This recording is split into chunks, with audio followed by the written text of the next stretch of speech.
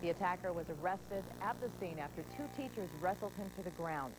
He had taken 10 times the amount of prescription antidepressant medication that was needed. He survived the massacre at Columbine High School even after being shot 7 times.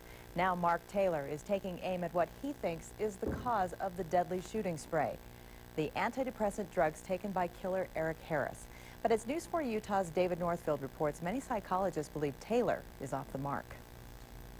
As students ran for their lives and police searched the building after the attack, Mark Taylor was lying in a pool of blood. He was the first one shot and spent 50 days in the hospital.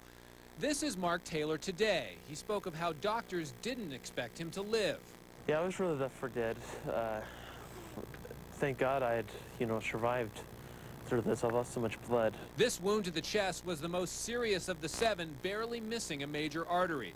Taylor dismisses the idea that the killers were driven over the edge after their classmates teased them. Every kid is picked on. I mean, I was picked on, and, I stood up for myself. But I think it's really the drugs. Eric Harris was taking Luvox, a medication similar to Prozac.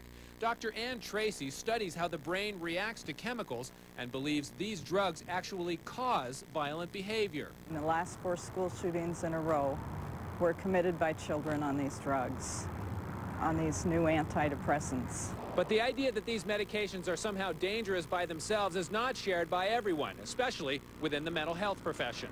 They're not unusually dangerous. They're, in fact, unusually safe. The clinical director for Valley Mental Health says these medications actually save lives when used correctly, and that the real risk comes with unnecessary fears.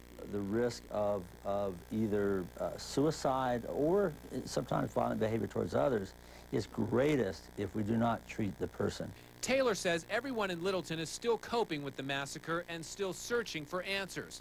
But some would say he's looking in the wrong place. David Northfield, News 4 Utah.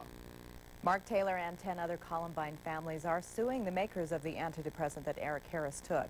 Now, in a similar story, on Wednesday, a jury awarded $8 million to the family of a Wyoming man who took antidepressants not long before killing his wife, daughter, and granddaughter, and then himself. A deadly